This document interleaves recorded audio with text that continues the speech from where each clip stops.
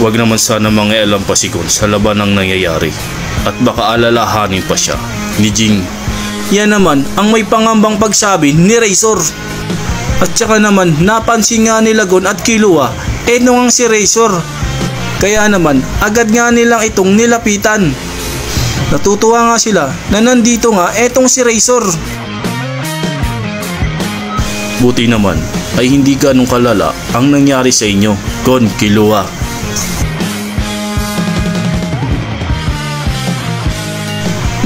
Di ko na nga alam kung ano pa ang nangyari sa amin. Basta nakalimutan ko.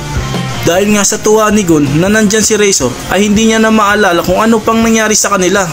Razor, paano ka nga pala nakapunta dito? At paano mo nalaman na nandito kami? Tanong nga ni Killua. Oo nga pala, nasan nga pala si Jing? Tanong din ni Gon kay Razor. Bigla na nga lang napatigil sa pagngiti etong si Razor. At ganun din naman etong ang si Gon. Ganun nga din naman etong ang si Killua. Napatigil nga sila dahil nga sa pag-aalala. Killua, sa tanong mo, may connection kami ni Jing. Agad niya naman akong tinawagan para